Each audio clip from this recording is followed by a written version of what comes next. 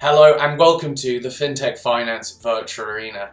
Now, as a result of the pandemic, the need for digital transformation and automation in traditional back office functions has rapidly accelerated. People are even quoting by up to 5 years. So today we're actually going to look and focus specifically on the finance office and how insurance CFOs can achieve operational efficiencies and drive far more business value and speed to benefit by adopting technologies such as the cloud, analytics, and leveraging their finance data. This ultimately will enable insurers to better position themselves for business growth and success in a post-pandemic world and beyond. Now today, joining me on the virtual arena, I have two industry subject matter experts. Stephen Casaceli, who's a principal over at Deloitte, and they're supporting insurers with their finance and actuarial modernization journeys. And also Mark Aubin, a Senior Vice President of Solutions Consulting at Aptitude Software, and 100% focused on the Office of Finance and are working with many insurers embarking on a finance transformation journey. So let me start with Stephen of Deloitte. Where is the business value for an insurer looking to optimize its financial function and leverage its finance data? Yeah, absolutely. Thanks for having me. So I think the first point is to acknowledge the past as we move and transition and pivot to the future. So in the past, it was all about implementing that system, upgrading X, retiring Y. And what we're seeing now is truly a transition to enabling an ecosystem, building a set of foundational pillars so that the change can keep happening throughout. It used to be you would go 15, 20 years, do a big 3 to 5 year finance transformation, and then kind of go back to normal. And we're seeing more of an ever on or an always on kind of modernization journey. And so that's really the biggest pivot, is not this big 5-year thing that I just do once every quarter, every 20 years, but more about how do I enable that foundation across different pillars to then enable a more agile foundation for the future.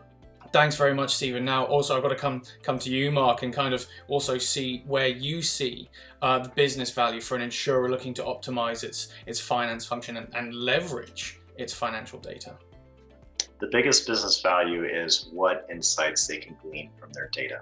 Now, to be able to get that data, I think is where the biggest challenge is, and they really need to be focused on how do I get my data in a place, in a state, enabled with the right solutions so I can provide meaningful strategic insight for the rest of my constituents within the organization.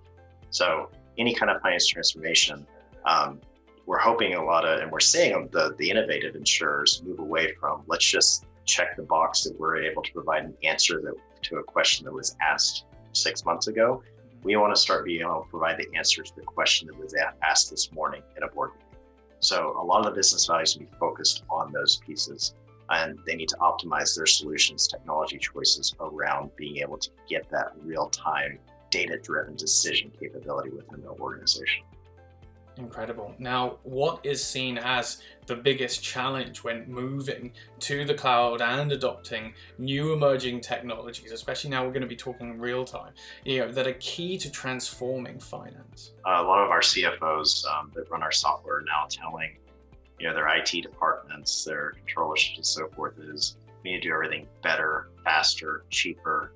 And the tools that are available on the cloud these days allow departments to be able to achieve those. So rather than looking at something Stephen said, those long-term ERP projects or systems projects, they're not really looking at those as far as time frames anymore. Those are now needing to be transitioned to business visions and key goals within those. So something that said, hey, let's save costs by centralizing some of our integration processes. Now are focused on goals like how do we reduce customer churn, or how do we reduce any kind of policy flips along the way. So now their true business KPIs are focused on, and finance departments are now being skilled to find solutions to be able to address those business KPIs directly and work backwards to those. So within that, both the IT functions, the CFO functions are now focused on what skills, what technologies are on the cloud to be able to achieve those. We're really hoping the challenges of, is data secure on the cloud? Is it okay for our data not to be in our full control? We're starting to hope that starts to go away. That commentary is still out there, But I think we're seeing is, in the media and the news, all the data breaches that are occurring, a lot of those are not from, the usual platform as service players. They're either data centers that aren't being, kept up to industry standards as far as security, whereas things are now available on the cloud and with SaaS solutions. There's so many eyeballs, there's so much testing, there's so much vulnerability testing going on in those areas that we're hoping that's appeasing a lot of the concerns of moving to the cloud and starting to use those technologies that allow the CFOs to start achieving those business results they're looking for.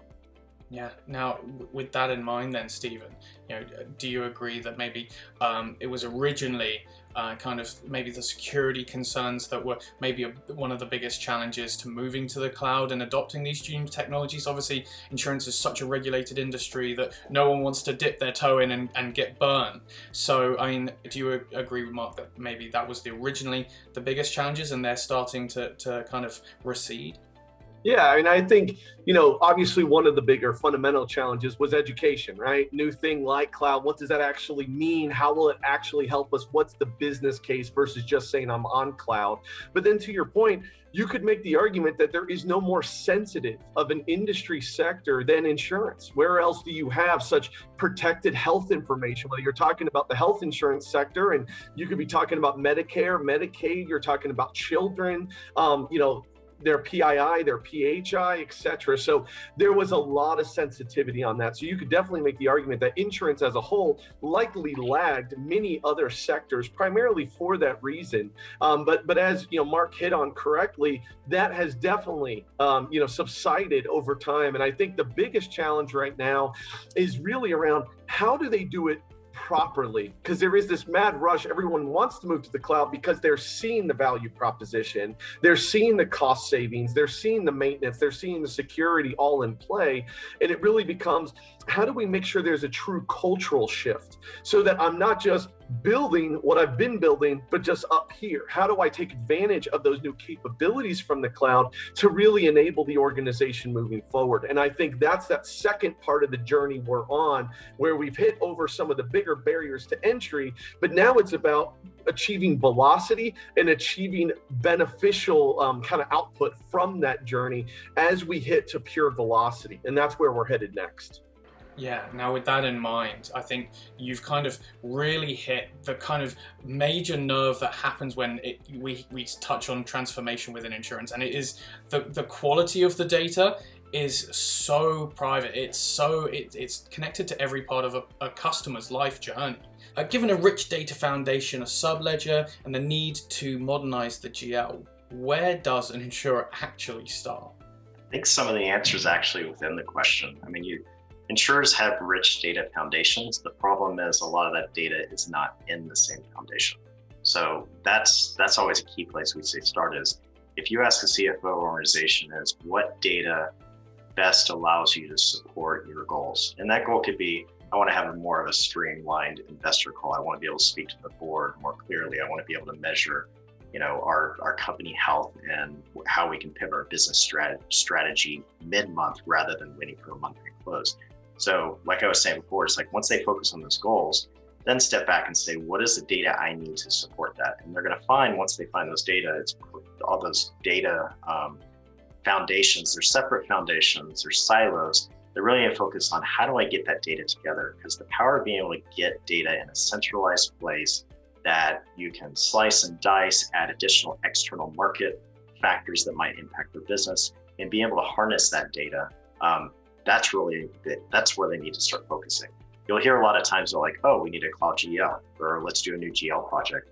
And those used to be, as we talked about before, those were the goals of lore of old times. Those goals really need to be, how do we make better business decisions? And having data in one place and figure out how to get the data in one place to support your key business KPIs is really where they need to start. So it's not a cloud GL. Cloud GL is a key strategy that, we're supportive of a lot of people, a lot of companies moving towards, but it's really, how do we get data in one place? How do we keep it rich and granular and enable ourselves to make key business decisions off it? So really focus on the data, getting it in a place that's consumable by the finance organization. Incredible. And Stephen, I've got to get your input on that as well. It really does seem that with the gradual evolution of digital transformation, we've seen all these data being put in disparate locations, and we've kind of stumbled onto creating this digital transformation. And now it's time to kind of look at what's gone on in the past and kind of consolidate. And I'm interested, do you agree with Mark in that regard and kind of moving forward? No, absolutely. I mean, here's the deal, and it actually goes back to that very first question of where we started. We need to be able to show incremental value. That is the biggest, probably common theme that we hear in the finance organization. So when you look at that kind of left to right architecture and you see kind of that data ecosystem, like you mentioned, sometimes disparate, sometimes more centralized, you see that middle area, that accounting hub or accounting rules engine, which really serves as the gateway into finance, where we take business events and turn them into accounting, and then up to the ledger. When you look at that across, I've seen projects start with any one of those three, actually all three. And I'll tell you, there are pros and cons to each, but really the root element was, where can I get that value? Where can I enable the most as early as possible? Where can I set my foundation? And at times it was, let's really start over here at the left. There was a lot of data challenges and we focused on shoring that up first before moving across the board. Other times it was, hey, let's start with the new ledger. Let's start with the new GL. And as Mark said, let's focus on what we're going to get out of it and then work right to left. And so I really don't think there is a silver key or silver bullet answer to this. It's really about, how do I enable that value? Where are those challenges? And making sure that I'm turning on each of those capabilities back to where I was hitting on, so that when the next thing comes down, whether it's a move to Snowflake or a change out of your BI or reporting situation, statutory requirements like IFRS 17 and LDTI and what's next, it's really about, I have these pieces in play. Now it's about tweaking or modifying to, again, go back to that continuous modernization program instead of those once every 15 years. Now, I'm interested to see, Mark, are you actually witnessing CFOs change the way they approach to what Stephen was just saying there? Are CFOs actually now approaching cloud ERPs and GLs in a different way? Yeah, definitely. I mean, that's cloud ERPs, cloud GLs, cloud solutions are the answers, or are parts of the answer to the questions that we're asking, is how do we get better business value? How do we get better access to business drivers and information to make those decisions that we need? So that might be part of the solution. What we've seen with our clients is they're getting more and more focused on, how can I deliver quick wins, quick business value that still matches, not so much of a application roadmap or ecosystem, but how does it match our long and short-term vision? So they're really focused on those pieces. One of the things that we at Aptitude Software really, proponents of is an ecosystem of solutions. It used to be called best of breed software versus SQL technology stack. We're really focused on a ecosystem of solutions where finance departments are empowered, in partnership with IT departments, empowered to put in quick solutions to deliver that value. And if a year down the road, the technology providers such as ourselves or their partner or the IT department themselves find a better solution, they should be able to plug and play or replace that solution quickly to get a more rapid outcome for that business driver that they're looking for. So that's where we see a lot of the trends around that. Another big example is, a lot of digital transformation, finance transformation was on the heels of regulatory compliance. So with IFRS 17 or LDTI or any of those, or even like, IFRS 16, 15, some of the other industries that we support, they were always either looking for quick solutions or they use that opportunity to drive considerable change that provided additional value. And so rather than having to put something that just dealt with that requirement at that time, put in something that will give you that framework to put in other solutions to drive additional business value, is where a lot of the innovative CFOs are now focused. Interesting. So Stephen, I've got to ask then, do you think that the CFOs have actually finally learned their lesson about the value of having a thin general ledger? Oh, absolutely. And there's two reasons for that. One is they've seen evidence in the industry and abroad where they can implement more quickly, and they're seeing the benefits of not having a 3-year big program, and they're seeing, hey, we're doing ledgers in 9 to 15 to 16 months now, or sub-ledger implementations in under a year, or data foundations and within a year to get those foundational pieces in. And of course, again, moving more towards a continuous improvement. But that's the one half, right, is they've seen it and they're seeing that value. But there was the other half of it, which is really great, is the vendors have pretty much put the kibosh on it, right? They've stopped it from happening. It used to be you would buy that ledger system and implement it in-house, and the first thing you did was go build out your FRICE W or your RICE objects, and you would sit there and list out the 400 ways you're going to completely change the system. And I think with the move to cloud and the restrictions that they place, and rightly so, now it's about what are those 20 to 40 things that really make you special, and the rest of it, just go with what the industry does. Just accept that. And we're seeing that acceptance. We're seeing that no one wants to do those customizations anymore. The maintenance on them, the upgrades, the extra time to implement, it's just not outweighing that benefit. And so now what we're seeing is more of that push to, look, I'm going to take this probably 90% out as it comes to me, and let's make those 10%, but that 10% will be very meaningful to me. Instead of I'm taking this piece of software and aligning it to how I do things, it's let's take it and let's figure out what makes me special, and just hitting on that. And I think that those two elements together, the evidence that it's been done, can be done, and they're seeing these savings on it, plus with the vendor side of it happening across the board, those two together are really causing this shift in a meaningful way. Now, I think seeing that shift must be so refreshing in an industry like insurance, But as we've kind of mentioned before in the conversation, large ERP transformational projects have historically taken multiple years to implement, and some may not have even delivered at the end of that. So how can insurers kind of put forward a business case, Mark, together and get an investment needed for finance transformation and deliver confidence to the stakeholders that just see these objectives and return on investment and make sure they'll be delivered? What needs to change for that kind of ecosystem or kind of culture around digital transformation to change, Mark? It's changing how you provide the business case to your board or your investors or wherever you need the approval to make a change. It can't be, we have a geo migration or we're consolidating data centers. You can kind of figure out what the goals and the benefits of those are, but the value really needs to be, we need to be able to make business decisions mid-month instead of period close. We need to decide if we want to buy a book of business or make an acquisition mid-month based on current actual cash flows. Those quick decisions. So if you're able to tell the board, saying we're able to go buy a book of business and evaluate that right now, rather than waiting till our next quarter close to see where we're sitting from a cash perspective, those things will get results because your investors, your board, your CEO will understand what that means to them. And it could be small things, like if we can reduce customer churn by 5% for a lot of these multi-billion-dollar insurers, that's substantial materiality that they can focus on. So make your business cases along those business terms, and then have the technology components support those underlying those. We sell sub-ledger solutions, and coming off what Steve was saying about the benefits of the cloud GL, quick implementations, and having that thin GL.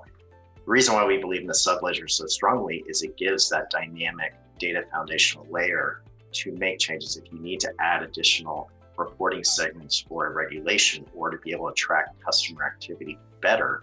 It's easier to do that in a sub-ledger system than it is in that GL. And that's where a lot of the CFOs will find flexibility for that. So one of those business examples of when you're doing that business case to the board, your change might just be in the sub-ledger, which is quick and dynamic, versus saying, oh, we wanted to provide this new report for our investors. We got to do this big project on the GL to enable that. That's not the answer they want to hear. They want to understand how can we quickly do it with the tools and technologies that we have implemented. It does seem almost crazy that we've got to this point where we need to actually you need to state what you need to do in quick incremental points rather than this kind of long process, because the board would typically be used to kind of these as we mentioned before, 4-year cycles. Now you've got to actually go to them with your big guns immediately how you're going to change. And it's really interesting to hear that kind of culture change. And Stephen, I've got to ask your perspective as well. What would your advice be when kind of trying to offer up these new digital transformation changes to the board? Yeah, and I think one of the biggest things is not to confuse this 3 to 5 year versus incremental as being, I don't need to look 3 to 5 years in the future, because the vision, the roadmap, the path, the strategy all still needs to happen. And we absolutely encourage that. It's that we have to modularize this and get those incremental benefits. My point being from all this past theme is, long are the days where you would go live 3 years from now and it was just a big bang, flip the switch, everything was turned on and adoption was a little crazy. Now it's going to be, what are we going to do in the first 6 months to alleviate, right? It could just be data cleanup, it could be controls, reconciliations, all kinds of things that people see as benefit, as momentum. And then what am I doing within a year? And usually there should be something extremely substantial within that year, and then so forth, to really kind of carry the group with us. Because one of the things we also saw was a drain on morale, a drain on people's appetite to keep this program going when they just didn't see anything out of it. And I think that's kind of element number one, is to keep the strategic, but make it modular and incremental. The other half to this, though, in my opinion, is this is unique in that very rarely do finance modernization programs have a complete quantitative dollar for dollar ROI payoff. There are benefits, absolutely, whether they're regulatory and avoidance of fines and mitigation of reputation. It could be tax benefits. I'm able to see more, I'm able to do more, so I'm able to get a better tax position. But a lot of what we see in the finance and especially the actuarial space is going to be more qualitative savings. And I think one of the things that we have to be recognized about is talent. I think everyone who sees it right now, talent is kind of like the housing market. It's a little up and down, and right now it's hot. And you can't just keep bringing on actuaries within the finance and actuarial area. You can't just keep bringing on these great finance individuals. And so the point to that is we have to make sure that our resources, actuaries and finance analysts alike, are doing what they're best at, and they're not spending the time working on commoditized activity such as data wrangling, data engineering, data quality, data checks, and controls that should be more automated and should be done by other groups. And so by taking that out of them, we can focus on the business insights, alleviate some of the talent challenges that exist, meanwhile gaining some of those quantitative benefits I mentioned earlier. But the bottom line is, when you look at a finance and actuarial business case, it's not going to be quite the same as should we launch this new product or should we change the way we're evaluating X. The dollar for dollar may not line up, but there is a lot to be said for how much is the cost or the value of good data. It's very hard to answer that. And so we have to kind of move along that journey because we know it's there. We just necessarily can't put an exact dollar value on it. That's interesting. And Stephen, if I could stay with you for an extra question then. You've kind of given me one, but what, in terms of the talent market, which is almost its own currency now in the corporate space. So, apart from that, maybe, what are maybe 3 big trends that you're seeing that will impact the efficiency and increase business value of the finance office? Yeah, absolutely. Putting talent aside, definitely one of the top 3 in my opinion. The second one is, especially in the insurance sector, insurance is unique to a certain extent, and that is especially around the age of their policy administration systems and how many they have. Many insurers grew up by acquiring, and many times that full merge on the backside was not always done, right? And so you have a lot of instances of the same system, you have aging systems, and a lot of those policy admin systems are doing functions that, to be frank, not everyone understands what's actually happening. They just know it does them. And so the point being is there is going to be a more shift on the policy administration systems in the future, whether that is consolidation, whether that is movement to cloud, maintenance, support, BPO work there, etc. We're going to continue to see a shift there because it's already happening. And we know that's probably one of the biggest challenges, especially when it comes to an insurer. If you're a life insurer and you have a system that has 30, 40, 50-year terms on it, it's very hard to retire those because they have those nuances with each of those products. You can't just move them to willy-nilly to another system that may not be able to support those features. So I think that's one that we're really going to continue to see, and how that implicates itself within finance. So talent, the policy administration systems, and then probably the third one, which dovetails honestly into both of those, is going to be a continued focus, and we've already seen it, but a continued focus on truly enhancing that finance architecture in that middle section I highlighted earlier, which is around an accounting hub and accounting rules engine. A lot of enterprises over time built up some type of data work. That had to happen, and in many cases, they started working on that.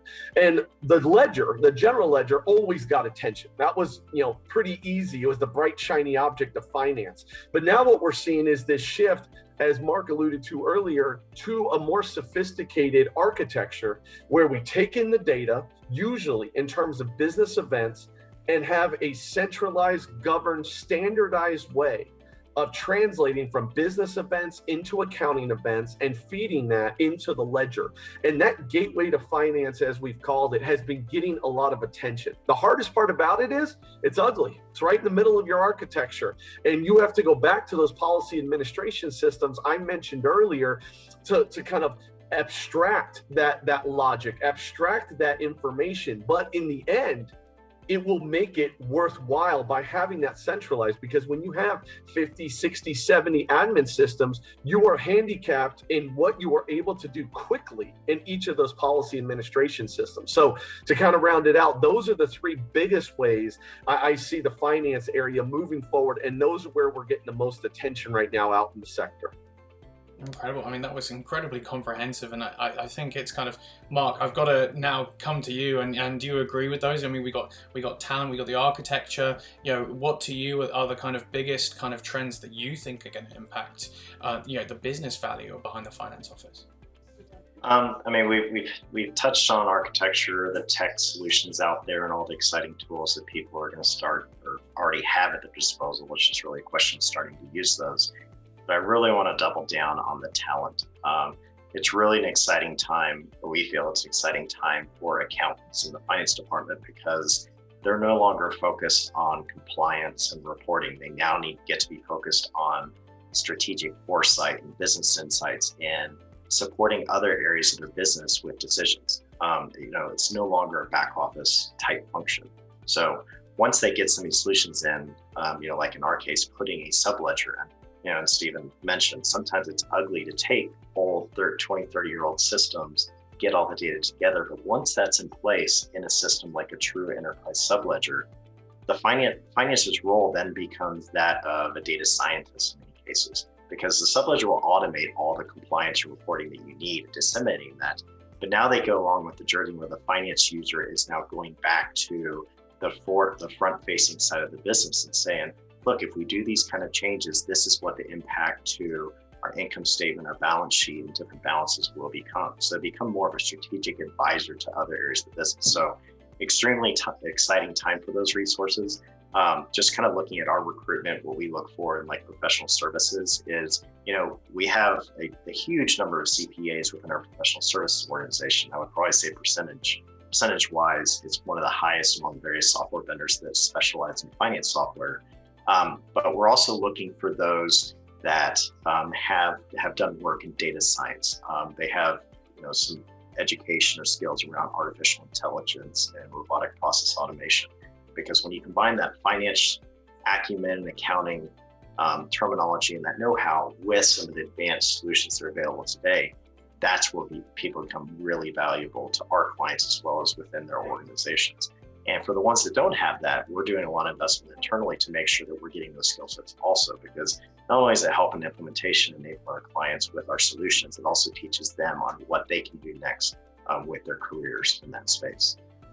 Incredible. Now, speaking of that, moving on into that next space, then, if I could keep with you, Mark, then, what's your next big innovation in insurance that CFOs need to be ready for? Now we're in this new ecosystem with enhanced talent, and also having to operate on every different department and kind of provide that advisory role.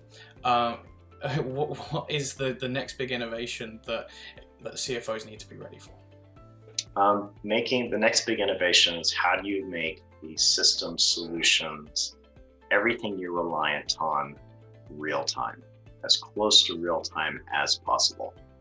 Moving away from batch processing, moving away from the dependency on the period end. I mean, we're mid-month when we're doing the talk we have right now. But if I'm a CFO and I'm 10 days into the month, I want to be able to make decisions or support my board immediately about an opportunity, rather than saying, well, let's wait till we close June and we get through our half year, and then we'll see what kind of liquidity we have to make an acquisition or a business decision. I need to be able to support my board in that decision now.